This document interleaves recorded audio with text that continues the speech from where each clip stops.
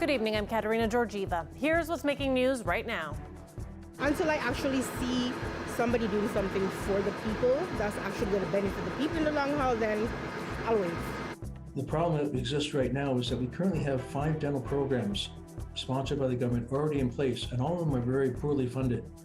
And we need to fix these programs first, not launch more broken ones. When I was a kid, it was large. Now it's not the same. Love to see it come back to where it was.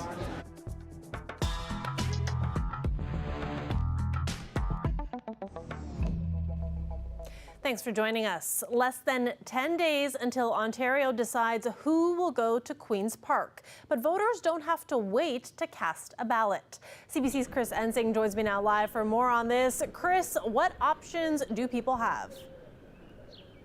There's plenty of them, Kat, if you want to get that ballot in before Election Day. Right now, we're at an advanced polling station, as you can see here out in Sandwich Town. This is the Windsor West riding. We're at Mackenzie Hall. People have been able to go in and out all day between 10 and 8 p.m. You got to show your voter. You don't have to show anything related to voting. You have to have a government-issued ID, though, if you are to go in. Haven't seen any lines, haven't seen any large crowds, which might be enough to get people to come out now instead of later. Considering we are voting during a pandemic, this could be more comfortable for some voters. To figure out where you want to go, though, you have to go onto Elections Ontario or find your voter information card and make sure that you go to an advanced ballot location that is in your riding. That's one of the main things you got to think about there, Kat. And Chris, what if someone doesn't want to vote in person, or if they can't? Yeah, there's still time to get an application in to vote by mail or vote by home. We're going to start with your options to vote by mail. To get this done, you got to go onto Elections Ontario or download their app and submit an application. And then you'll be able to get you have to mail that in before May 27th, and then you'll get a voter kit back. And that voter kit is where you submit your ballot and say who you want to elect. You'll need to get that back into Elections Ontario by June 2nd at 6 p.m. in order for your vote to count. Now, if you have a reason to vote at home, which could mean you need more assistance, you can't read or write, you may have a disability, there's an option for that as well. You want to contact your returning office, which again is something you can find on the Elections Ontario site or your voter information card, and apply to have 2 elections workers come to you with your ballot. You'll be able to vote in the privacy of your own home, put that inside of that kit, give it to the workers who then go back to Elections Ontario and submit your ballot. You can do that before Elections Day, and then of course you can go to your returning office. It's different than an advanced polling station. There's one of those in each riding, and you can go and ask them to vote there. You're able to do that up until Election Day. So Chris, we know how to vote, but what does our voting record look like? It doesn't look good when we talk about turnout, specifically in Windsor, Essex. So we're going to pull up a graphic here and show you how bad it's been turnout-wise over the last 3 elections. You can see Windsor West down at the bottom there. And in fact, last year it had the lowest voter turnout in all of the province. Windsor-Tecumseh tied with Windsor West, its 5th lowest 2 elections ago. And you can see Essex hugging the top there of the Ontario provincial average. But again, all of them performing, most oftentimes lower than the Ontario rate. And that's something that Elections Ontario is trying to change. And to do that, they're doubling the amount of days when you can vote in advance of the election poll. And they're also working with community organizations to try and get more people encouraged to go out and vote, trying to get city meetings canceled on days when the election is taking place so that they can have more people participate in the polls. And again, if you want to vote early, you can go to your advanced election station like we have right here. We can watch some people going in. And you just got to be there before 8 p.m. You have until the last day that you can do this is Saturday of this weekend. Kat? Thanks for this, Chris. That's CBC's Chris Ensing live for us tonight. All 3 of Ontario's main parties are promising to provide dental care to more people if they form government. But leading dentists say existing programs need to be improved before launching new initiatives. The president of the Ontario Dental Association is also a dentist here in Windsor. He says the 5 existing government-funded programs only reimburse just over a third of costs, leaving the dentist to pick up the tab. The problem is that when you have a young child come into the office, even though the Healthy Smiles Ontario program is so poorly underfunded, it's not that child's fault. They're on the program and they need to be looked after. No child should have to go to bed in pain. The PCs say they will pump $90 million into dental. That's in addition to a free program for low-income seniors they've introduced. The Liberals say dental care is part of the party's proposal to offer portable benefits to people who don't have coverage through their jobs. And the Ontario NDP is proposing a $680 million universal dental plan for all, but the party hasn't costed out that promise. We're also in an affordability crisis where people are having trouble paying their bills. Half of Ontarians are $200 away from not being able to pay their bills. And all the parties are proposing big new government programs without figuring out ways to leave more money in people's pockets to begin with. Goldberg says all parties are pledging to run record deficits, and more of a priority needs to be put on balancing Ontario's books. Following the deadly weekend storms that swept through southern and eastern Ontario, climate change landed firmly on the election campaign agenda. It's forcing the PC leader to defend his record on the environment. Our Queen's Park reporter Mike Crawley has more. It's a storm that killed at least 10, leaving hundreds of thousands still without power. A trail of devastation that's now in the spotlight on the campaign trail. Well, I believe in climate change. Let's make that clear, and we're doing everything to prevent it.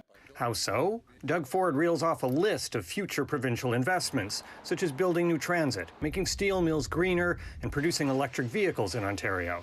Something else Ford claims is a climate change solution: building new highways. One of the worst examples of pollution, go stand on the bridge of the 401 and watch bumper-to-bumper traffic. That's why we're building roads and bridges and highways to get people home quicker, that they don't have to sit in gridlock and smell someone else's fumes. The vast bulk of climate science shows that building more highways only increases emissions. It's not the only questionable environmental claim from Ford this week. This is one once-in-a-lifetime storm like this that came through Ontario. You know what that tells me? That tells me that Doug Ford is in essence a climate change denier. The Liberal leader changed his campaign schedule yesterday to hear from residents in badly hit Eastern Ontario towns, and is raising the issue in Toronto today. These freak storms are no longer occasional. They're no longer once in a lifetime or once in a generation. They're happening all the time. Tornadoes, floods, forest fires, all of it. This premier has no interest in doing the heavy lifting and the hard work that we need to do to tackle the climate crisis. For some voters around Ontario, the environment is a top campaign issue. I'm really concerned about, climate change. I want to make sure that, in my next generation, the planet will still be habitable.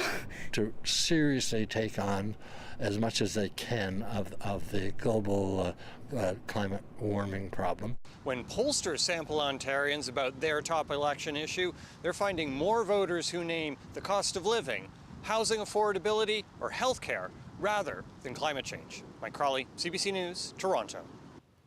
So far, the Progressive Conservatives' response to the pandemic has not been a big issue in the election campaign. But today, the NDP tried to put it on the radar of voters by highlighting its promises for long-term care and families who lost loved ones. Lisa Sheng has more. This is Paul Parks. He died in April 2020 at Orchard Villa, one of the long-term care homes hit hard by COVID-19. More than 2 years on, I'm still feeling quite traumatized by it. His daughter, Kathy, now wants to remind voters just how bad it was. Since the start of the pandemic, more than 4,000 seniors have died in nursing homes due to COVID. It shouldn't have taken the tragedy that it did to highlight the problems in long-term care. Several reports released in the last few years found previous governments neglected the sector, and the PCs were too slow to act, like waiting a month after the pandemic was declared to mandate personal protective equipment for workers. That's despite promises like this. We're putting an iron ring of protection around our seniors. This is an election that's trying to look past the pandemic. The pandemic response hasn't been top of mind for many voters so far, and the founder of seniors advocacy organization CanAge wants the public to remember the government called in the Canadian military to help. They found dismal conditions in homes, including in Orchard Villa. There were insect infestations, staff were stretched thin, and residents neglected, left in soiled diapers, not given water, and fed forcefully. The province also restricted visitation, and families were separated. they don't want to have people think too much about decisions that they may have made that upon reflection they shouldn't. PC leader Doug Ford acknowledged as much in the leaders' debate last week. Was everything perfect? No, it wasn't perfect. But if there was an issue, I'll get up there. I made the change. I apologize. Ontarians need to remember that this happened. But NDP leader Andrea Horwath says the PC's plan to hire more staff and build more beds won't work. Her party will create smaller centres and end for-profit care. This election is our shot. It's our shot to finally fix seniors' care. The Liberals have a similar plan, and the Green Party is also pledging to end for-profit care. Kathy Parks wants voters to keep these promises in mind when they cast their ballots. Just because we're, having an easier moment during the pandemic doesn't mean that vulnerability is still there. She doesn't want other seniors like her father to be forgotten again. Lisa Shing, CBC News, Toronto. It's time for another round of Voters Corner. Today, we're hearing from you on rent. I spoke with a single mom dealing with the spike in costs. It's an issue she cares about, though she might not be swayed enough to vote this provincial election. Are you planning on voting, and why or why not? No, not really. Not this one at least. Maybe the future ones, but not this one. Until I actually see somebody doing something for the people that's actually going to benefit the people in the long haul, then I'll wait. And is there an issue that if a candidate were to address that issue that would make you go, okay, maybe I'll pay attention to you? Housing. Anything that caters for housing families, single families especially, I'm all for it. Because once the kids are good, we're good. The kids are our future, right? And you mentioned you're a single mom? Yes, of two. My son turns 16 tomorrow, and I have a 3-year-old. And what's your housing situation right now? It's a 2-bedroom, and it went up this year to a little over $800. But it's not as bad as some of the ones I've heard, so I'm still not in the worst of the worst. So you're renting right now? Yes, an apartment. And are you hoping to eventually own? Yes, what I'm looking to get into this year actually is rent to own, because my thing is if I can afford a rent every month, then I can afford a mortgage every month, which means my track record should show the bank that I'm qualified to be able to pay this mortgage. So I think with this, a system like this at least being put in place, a lot more young people, young families, single families will be able to own more homes instead of always renting. Because that's the goal at the end of the day, have somewhere for you and your kids to be able to call home. Turning now to the United States. A mass shooting at an elementary school in South Central Texas has left 16 people dead. State Governor Greg Abbott says 14 students and a teacher were killed, and the shooter was killed by police. The shooter was Salvador Romas, an 18-year-old male who resided in Uvalde. It's believed that he abandoned his vehicle and entered into the Robb Elementary School in Uvalde with a handgun, and he may have also had a rifle, but that is not yet confirmed according to my most recent report. He shot and killed horrifically, incomprehensibly, 14 students and killed a teacher. Mr. Romas, the shooter, he himself is deceased and is believed that responding officers killed him. It happened over the lunch hour in a community about 140 kilometers west of San Antonio. The victims were taken to 2 area hospitals. The school has about 600 students.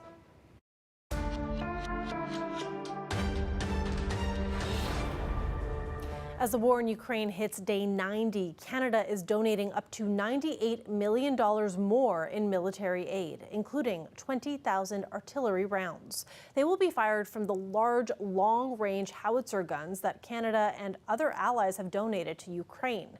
At the same time, Russia is being accused of weaponizing food by blocking Ukrainian grain shipments. The European Commission says the Russian blockade is jeopardizing food supplies in North Africa and the Middle East. Today, Russia's artillery is bombarding grain warehouses in Ukraine, deliberately. And Russian warships in the Black Sea are blockading Ukrainian ships full of wheat and sunflower seeds. The consequences of these shameful acts are there for everyone to see. In Ukraine, Russia continues to tighten its grip on the eastern Donbas region. Most of the territory around the cities of Donetsk and Luhansk is under Russian control. Significant fighting has been reported in the past 24 hours as Ukrainian forces try to retain control of a small area between the two cities. Turning back to local news, a major disruption of the Pelee Island ferry service has been averted. The union has reached a tentative agreement with their employer. Unifor Local 444 reached the deal with Owen Sound Transportation last Friday afternoon. The union called off a strike on Thursday when it became clear a deal was in sight. This comes as a relief to islanders who are on the cusp of tourism season and to farmers planting crops who rely on the ferry to transport their goods. The union says more information and ratification dates will be shared with members in the coming days. Harness racing left the starting line yesterday at Dresden Raceway. It opened for spectators last season, but only to some, and there were strict COVID-19 restrictions in place at the time. This year, it's fully open. There's a slate of 11 race dates, but as our Jacob Barker found out, enthusiasts say it's a far cry from horse racing's heyday. I've been coming a long time and I still got another job, so I don't usually find the winners, but the daughter says the red one in the first race, so I think we're going to go with Is She Knew Susie. Well, it certainly has changed over the years, and last year was real tough with not being able to come in, and I moved away to Victoria for a decade there, but it's still nice. It's still the same feeling, you know, you come back to the track these first opening days and you still get that Dresden Raceway smell, and it all comes back to you.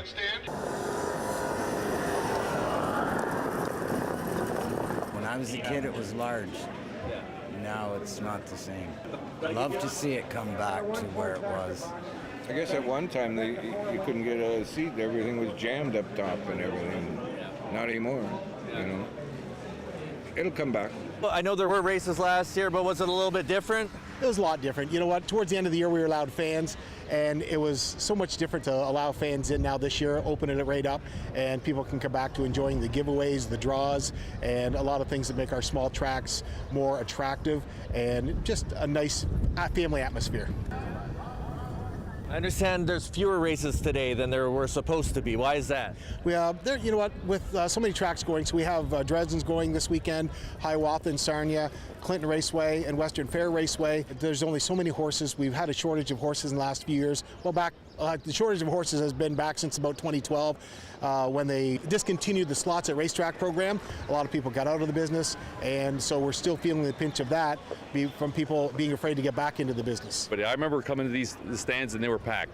I'd love to see it get that way again. I would love to see things from a provincial side that encourages horse racing, more horses, more races on through the season. I'd love to see one every weekend, right through the entire summer.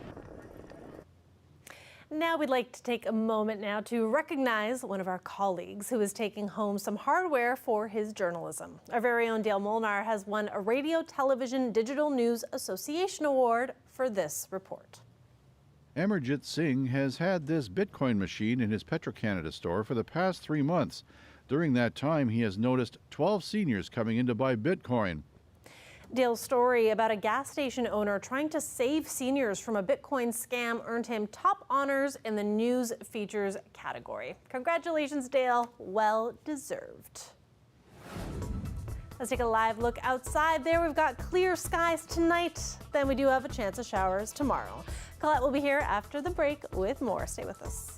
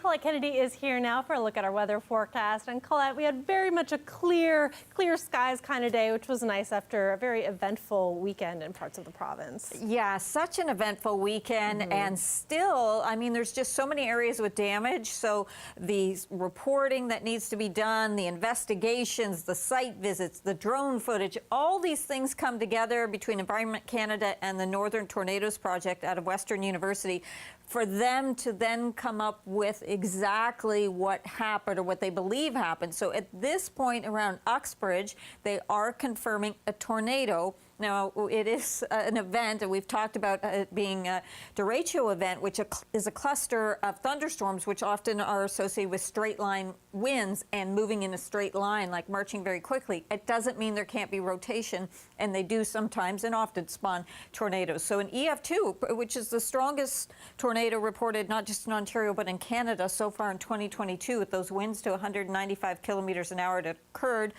just after 1 o'clock. And of course, those storms kind of developing in southwestern Ontario around 11 a.m. and then marching all the way through with that line of destruction all the way through the nation's capital and into southern Quebec. So lots of areas they're still checking. We may be hearing more and have more confirmed tornadoes. Look at our current temperatures.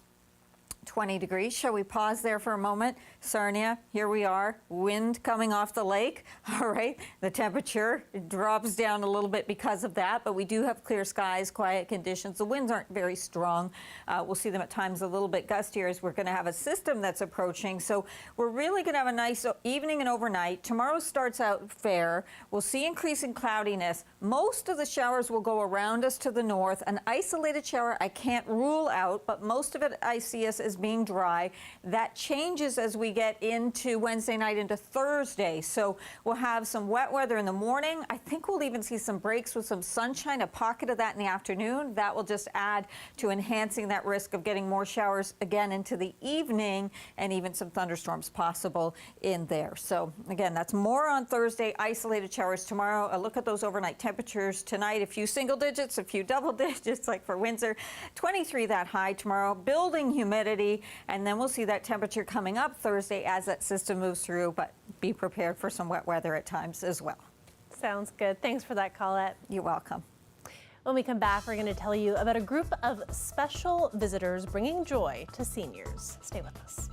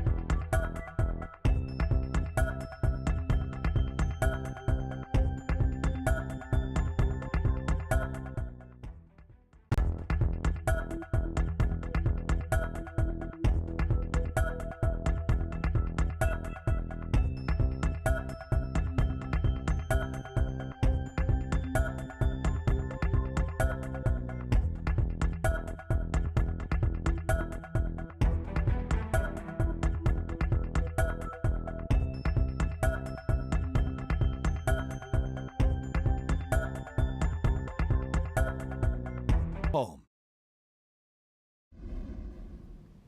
Welcome back. Visitors are always appreciated at seniors' homes, and a facility outside Calgary has a large group of regulars. But even without pandemic restrictions, these visitors will still only be saying hello through the windows. The CBC's Helen Pike explains why.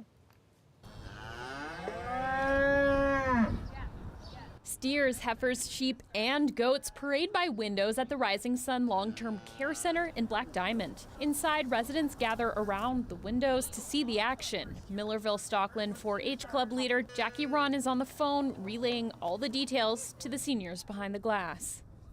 Oh, they really like the calf. They were very excited about the calf.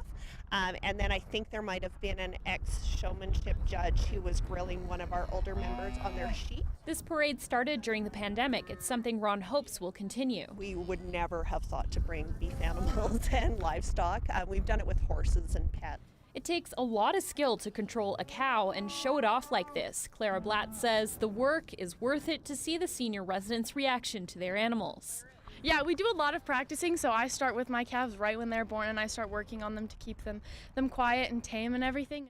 This year, seniors and staff at the care center were able to get a closer look at the livestock. Some were even able to reach out and pet the goats. Helen Pike, CBC News, Black Diamond. So happy to see all that joy being spread in that way. That is it for CBC Windsor News. For news anytime, go to our website at cbc.ca/Windsor. You can find all of our local election coverage there as well. And we are on social media. You can find us on Facebook, Instagram, and Twitter. Thanks so much for watching, and have a great night.